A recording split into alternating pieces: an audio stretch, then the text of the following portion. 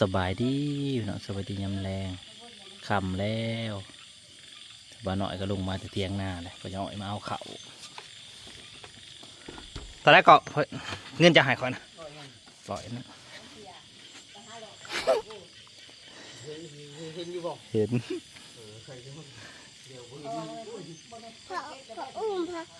มันนี่ทำขึ้นฐานเย็นฐานพอ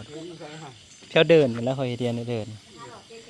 หน่อยมาเอาแล้วพอชื่อเขา100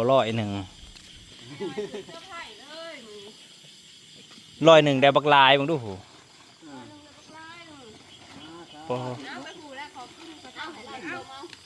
จุ๊บเอา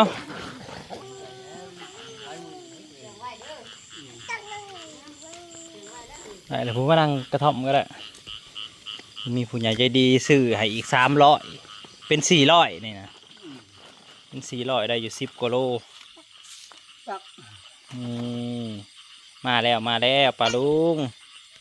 มาแล้วพ่อหน่อยโอ้โคมดุนดิเมเต็ดหมดอยู่บ่ได้โอ้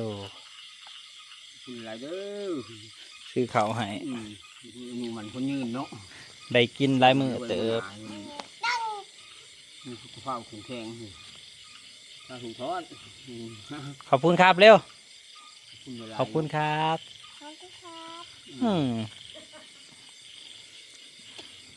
มือละ100 200คนกินลายนั่นนะคนกินลายคนบ่แม่นว่าพ่อหน่อยกินลายได้พี่น้องคนอื่นน่ะกินน้ำลาวก็เลยลายทำใจเลยนะได้เตียงสาธารณะเนาะสมบัติให้ก็ขึ้นก็ได้กินไปให้กระทังเราให้ทางเราดิไปลงกระทังอย่าลืมได้เสือได้ปลาหน่อยนะลงพยายามมันยุบขั้นได้ก็เขาจะมันขับนี้คนลงที่มันคือยามมันลองขับไปเลยพี่น้องเลย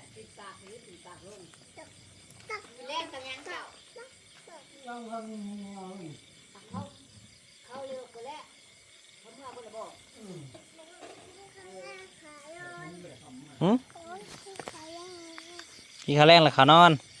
เขาหน่อยหันได้อยากนอนแหละโอ้ไวแท้คืออยากนอนไวแท้ลูกห้ามนอนน้อยเดียวบ่มื้อนี่นอนเด็ดน้อยหนึ่งมื้อนี่สินอนไวอยู่ลูกคอยกันเลยยังไว้ยังมาอย่างนี้แหละดีใจนะพ่อใหญ่ก็ได้กินไปสืบมือไปเราก็ได้สืบมือไปเมื่อได้ลูกสาวเรามาแล้วก็พอได้เงินมาซื้อเมื่อได้เราได้แล้วก็ลูกสาวเรามาแล้วก็ดึงมาเถอะละ100พอได้4 โลแล้วก็ได้มากินกับหลายคนกินกับ4 โลกับบ่พอ2-3 มื้อกับเบิดแล้วพอได้กินคนกินหลายคนหาหน่อยมันก็จำเป็นแหละเราก็แบกภาระเลี้ยงหนายุงกัดเลยได้นะเพราะว่าคือว่าเที่ยงเล่านะไฟขึ้นไปเขาอยากเขากระจกหลดมันบริมีอันแบบว่าคือเฮาได้คือเฮายังว่ามันมีไฟเขาอันนี้เขาจะขึ้นไปเขาจะกระจกไฟอยากกระจกปั้นผุละปั้น2 ปั้นหิวกับบางคนมาหิวทำมีเขาบ่มีบุมีกินคนเล่นน้อยน้องกันนั่นแหละตามภาษาเขาเจ้าหรือว่าสังคมเขาเจ้าเราก็ยามบุมีอะไรเราก็สั่นมาหาเฮาผิดแล้วขอแหน่จักป้านให้จักปั่นพอมีแหงไป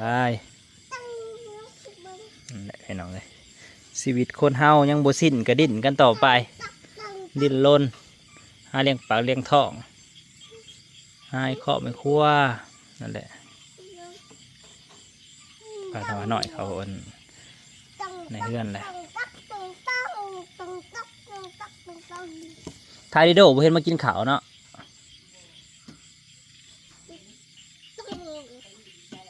ไม่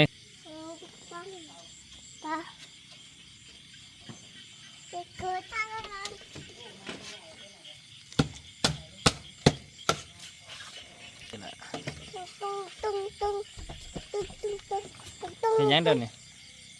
เขาเพื่อนอยู่สบายดีพี่น้องสบายดียามเช้าเนาะบรรยากาศฝนตกเบิดคืนอีกแล้วคือเก่าพี่น้องเลยแต่ว่าเทิงผ้าก็จางๆใช่ปะมันบางๆเลยแหละเทิงผ้าก็เลยแต่ว่ามันก็ยังลิ้นอยู่ฝนตกพี่น้องเลยคนไหนหน่อยๆนี่เฮ้อสบายดีปะลุงนะแม่อะไรหน่อยๆนี่ตื่นเลยงานตื่นเลยเด้อหน่อยๆฮะตื่นเลยปะลุงเอ้ยตื่นแล้ว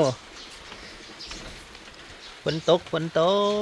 ลิ้นอยู่นี่แล้วเบิดคืนพี่น้องเลยว่าสิออกเขาในเมืองไปหาซื้อหัวอาหารเป็ดแต่จักสิออกได้บ่ได้ว่าจะลองเอารถใหญ่ออกฮะเอาหน่อยก็เลาะไปเลาะมาพี่น้องฝนก็ตกแบบนี้เลยพี่น้องเบิดคืนตกอยู่แงบๆอย่างเงี้ยนะแซ่ดอย่างนี้เบิดคือตกเลยตกดี พอไปต่อยพอ ได้คุณว่าตกไปหน่อยทันว่าหน่อยน้องไงแซวอยู่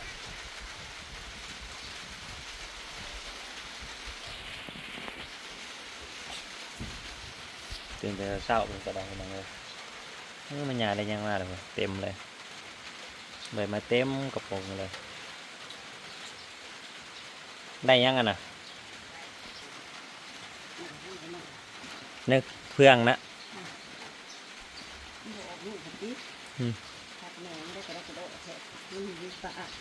หายได้ยังไง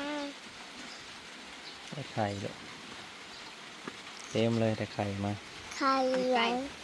ไก่มาตุ่มเด้อ ไข่มันบผักนะเอาไปต้มมัน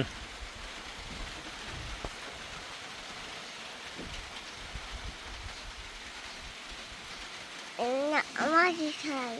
มันแต่กล้องได้อยู่น้อยกินอยู่เอ้ยจะกินยังอยู่ยังฝนก็ตกอยู่นี่แหละ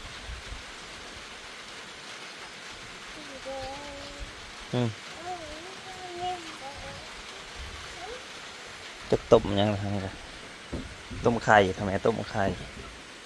แตกยักหน่อยแล้วแตกหน่อยหนึ่งไข่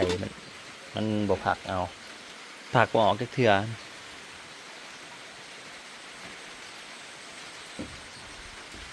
ฝนจะตกลงลินเลื่อย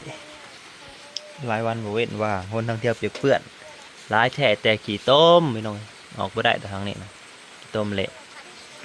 พอสิล่องออกทางเดินข้างนี้แหละจะสิเป็นอะไรรถใหญ่จะไปในเมืองรอหลุดน้ำกันเนาะ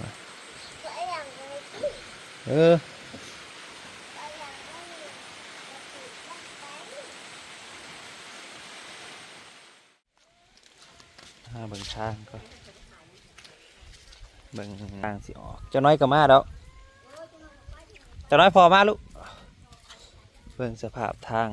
เอาว่าสิออกทางนี้แหละ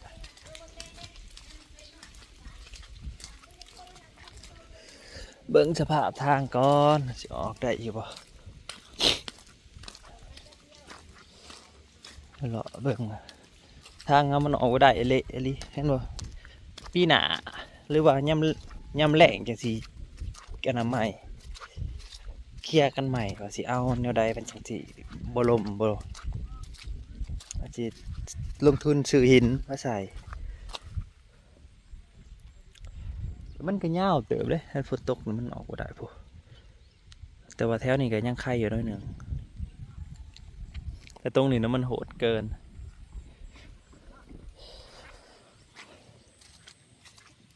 ลองเบิ่งมันสิออกได้อยู่บ่ตรงทางเก่าเนี่ยนะฝนตกแห้งก็ขั้นลงมาได้ก็ไปได้อยู่ดอกแถวนี้นะเบิ่งแต่ว่าแถวนี้มันแน่นเนี่ยมันเป็นดินเก่านะพ่อย่านเป็นดินเก่าพ่อย่านไม่ได้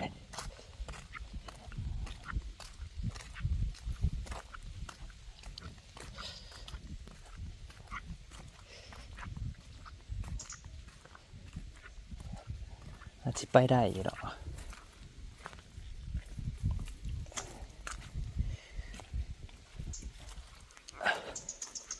นี่แหละจะไปทางเก่าเนี่ยแหละพี่น้องที่ลองไปเบิ่ง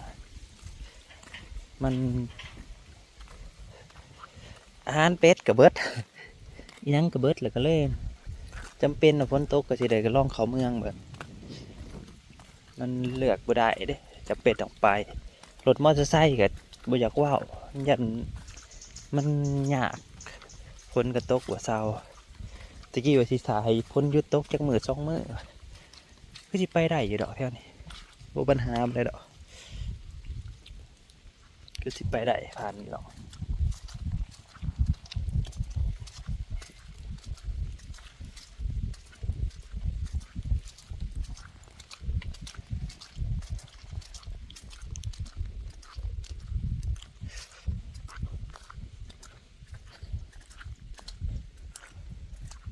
ฝนก็พอฝนตกได้ตกดีพี่น้องเอ้ย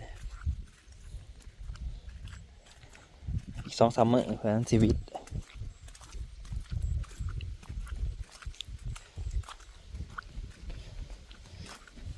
ขอบคุณหลายๆที่เขามาหับส้มพี่น้องเอ้ย